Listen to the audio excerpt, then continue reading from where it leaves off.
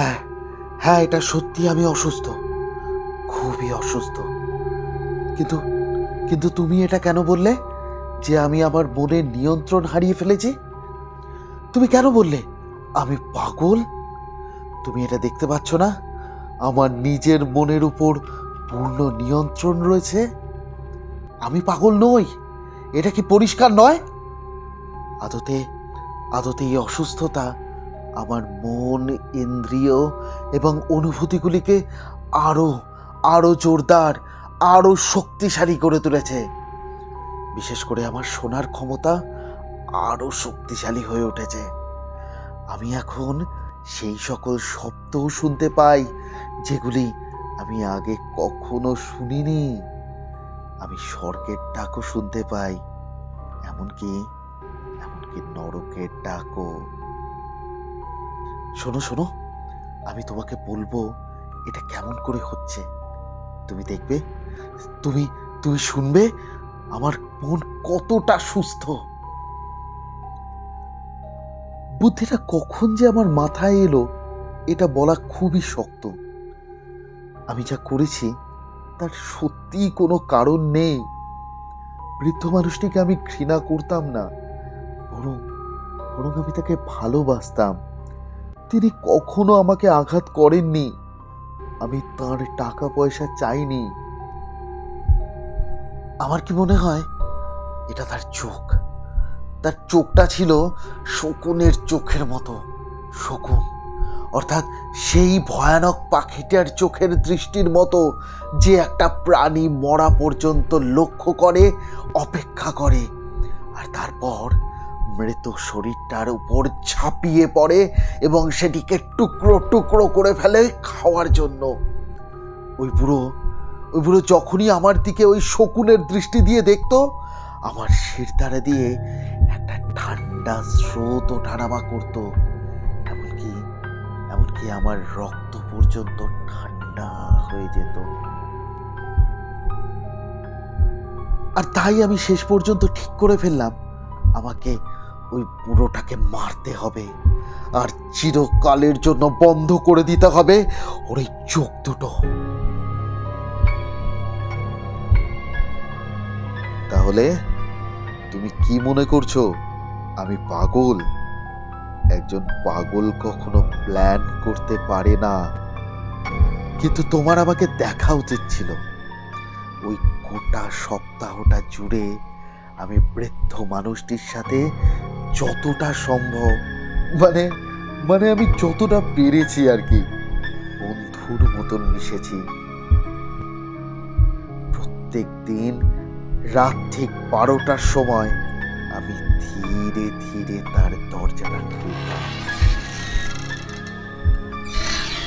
দরজাটা যখন অনেকটা খুলে যেত, আমি আমার হাতটা ভিতরে ঢোকাতাম, আর তারপর তারপর আমার মাথাটা।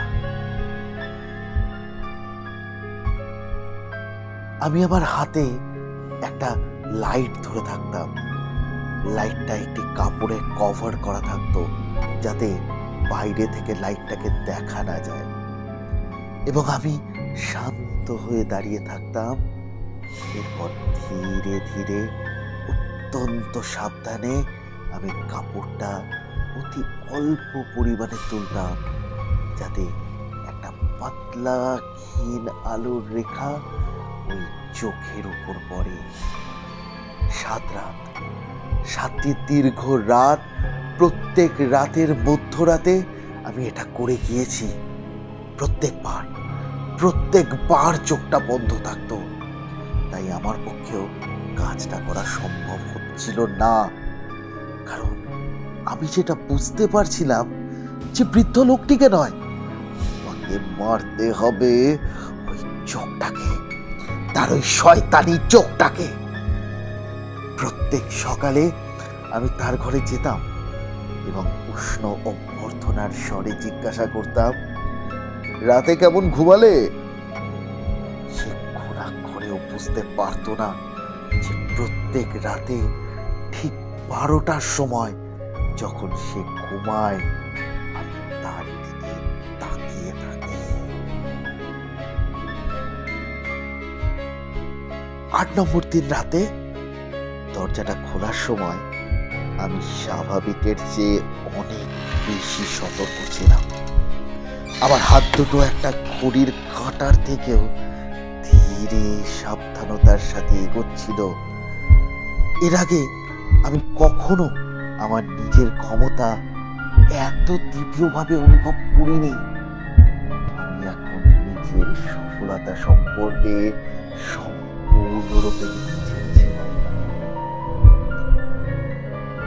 মৃত মানুষটা সেখানে শুয়েছিল। স্বপ্নেও ভাবতে পারেননি যে আমি তার দরজায় দাঁড়িয়ে আছি। হঠাৎ সে একটু নড়ে উঠল। তুমি হয়তো ভাবছো যে আমি ভয় পেয়ে গেছিলাম, কি তাই না? কিন্তু না, ঘুটঘুটে কালো অন্ধকার তার ঘরটাকে মুড়ে রেখেছিল। আমি জানতাম যে দরজাটা যে খোলা হচ্ছে সেটা সে দেখতে পায়নি। ধীরে আলতো হাতে আমি দরজাটায় চাপ দিতে থাকলাম। আমি আমার মাথাটা ঢোকালাম। ঢেকে রাখা আলোটার সাথে আমি আমার হাতটাকে ঢোকালাম। হঠাৎ বুড়োটা বিছানায় সোজা হয়ে উঠে বসলো আর চিৎকার করে বলল, ওখানে কে?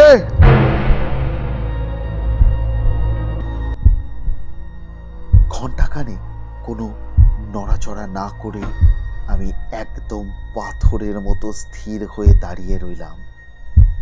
আমি এটাও শুনতে পেলাম না যে সে শুয়ে পড়েছে কিনা। সে কান খাড়া করে বসে রইল। তখন আমি বৃদ্ধের মুখ থেকে একটা চাপা আর্তনাদ বেরিয়ে আসার মতো শব্দ শুনতে পেলাম। আমি জানতাম যে সে ভয়ে আতঙ্কে বিছানায় সোজা হয়ে বসে আছে। আমি জানতাম যে সে জানে যে আমি ওখানে আছি। সে আমাকে সেখানে দেখতেও পায়নি, শুনতেও পায়নি, শুধু অনুভব করতে পেরেছে আমার উপস্থিতি। সে বুঝতে পেরেছিল মৃত্যু সেখানে দাঁড়িয়ে রয়েছে।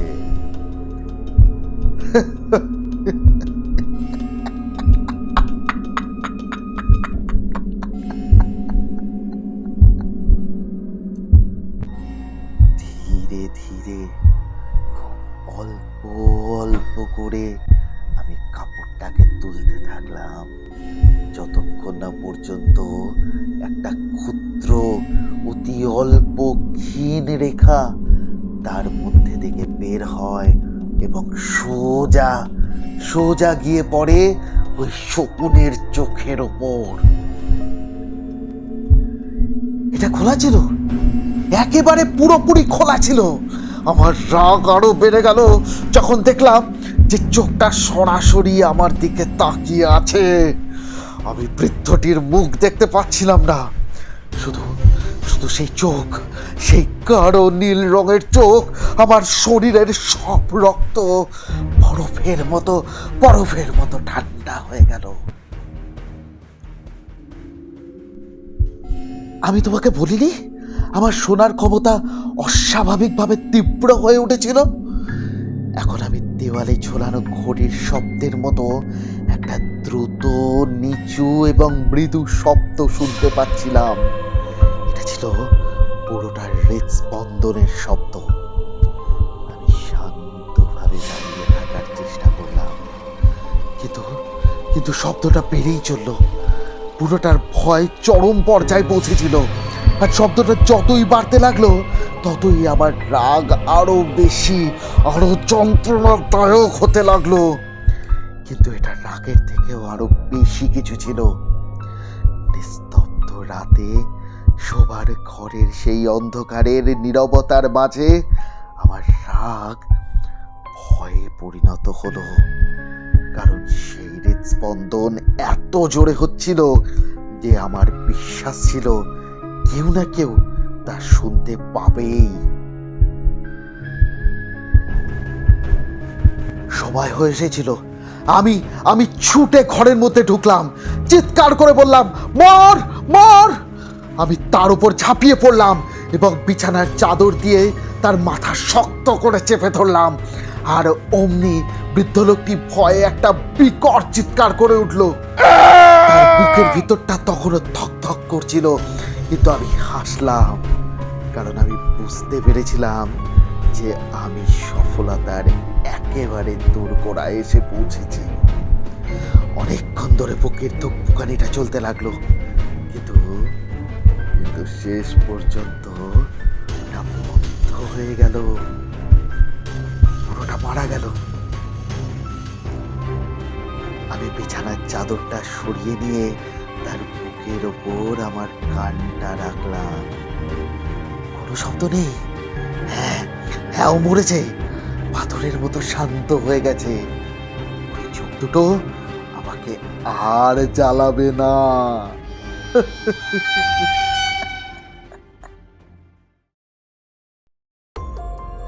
ও, তুমি কি বললে? আমি পাগল। তোমার দেখা উচিত ছিল দেহটা লুকিয়ে রাখতে আমি কতটা সতর্ক ছিলাম, যাতে কেউ সেটাকে খুঁজে না পায়। প্রথমে আমি মাথাটা কেটে ফেললাম, তারপর হাত দুটো, আর তারপর পা। এছাড়া কিন্তু আমি এক ফোঁটাও রক্ত পড়তে দিইনি। আমি মেঝের 3টি তক্তা তুলে ফেললাম এবং দেহের অংশগুলো সেখানে রেখে তক্তাগুলো এমন ভাবে, এত সতর্কতার সাথে আর সাবধানতার সাথে সেখানে বসালাম, যাতে কোনো মানুষের চোখ এটা ধরতে না পারে যে ওগুলো সরানো হয়েছিল।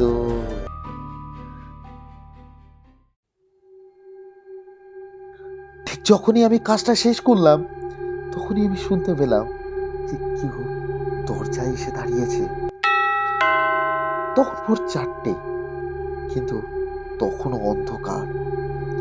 আমার কোনো ভয় ছিল না। দরজা খুলে দেখলাম 3টে লোক, 3টে পুলিশ অফিসার দরজায় দাঁড়িয়ে। আমাদেরই একজন প্রতিবেশী বুড়োটার চিৎকার শুনে নাকি পুলিশকে কল করেছে, আর এই 3জন এসেছে কিছু প্রশ্ন করতে আর বাড়িটাকে সার্চ করতে। আমি তাদের ভিতরে ডাকলাম, বললাম, ওই চিৎকার আমারই। আমি ঘুমের মধ্যে স্বপ্ন দেখে চিৎকার করে উঠেছি, আর বৃদ্ধটি তারই এক বন্ধুর বাড়িতে ঘুরতে গেছে। আমি তাদের পুরো বাড়িটা ঘুরিয়ে ঘুরিয়ে দেখাতে লাগলাম। তাদেরকে বললাম যাতে তারা পুরো বাড়িটা ভালো করে সার্চ করে। শেষ পর্যন্ত আমি তাদের বৃদ্ধ মানুষটির শোবার ঘরে নিয়ে গেলাম। আমার মনে হচ্ছিল আমি যেন তাদের সাথে কোনো গেম খেলছি। আমি তাদেরকে বসে কিছুক্ষণ কথা বলতে বললাম। আমার এই সহজ শান্ত ভাব দেখে পুলিশগুলো আমার গল্পটাকে পুরোপুরি বিশ্বাস করে নিল।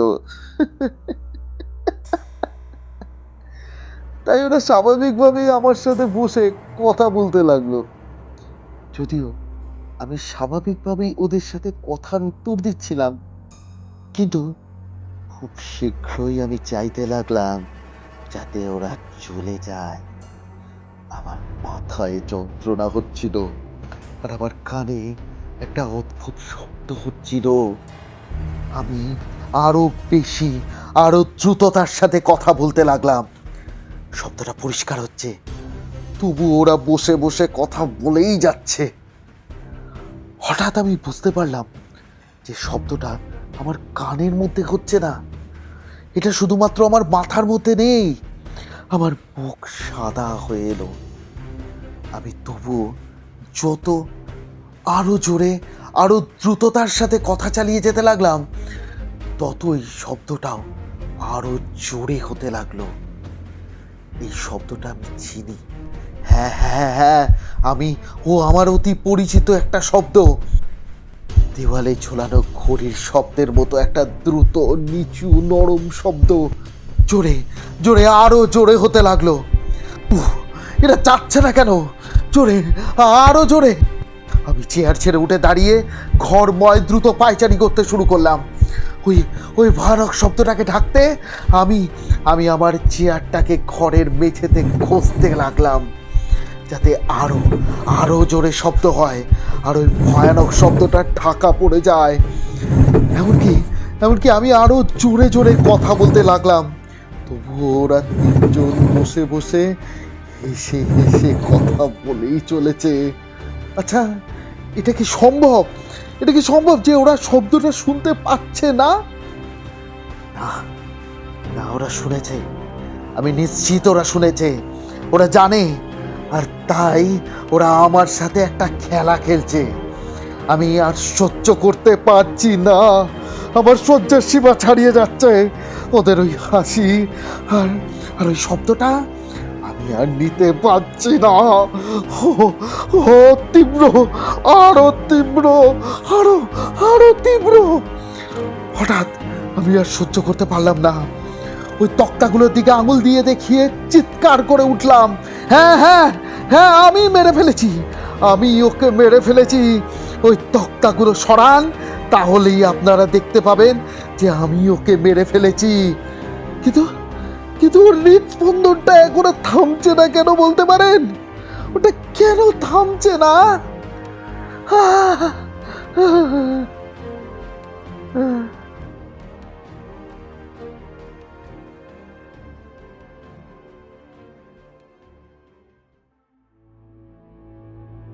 শুনছিলেন এডগার অ্যালান পোর লেখা দ্য টেল টেল হার্ট। গল্প পাঠে আমি সায়ন, গল্পের বাংলার রূপান্তর আমারই। গল্পটি কেমন লাগলো অবশ্যই কমেন্ট করে জানাবেন, এবং ভালো লাগলে অবশ্যই লাইক, শেয়ার এবং চ্যানেলটিকে সাবস্ক্রাইব করে দেবেন। আজ এ পর্যন্তই। আবার দেখা হবে অন্য একটি গল্পের সাথে। নমস্কার।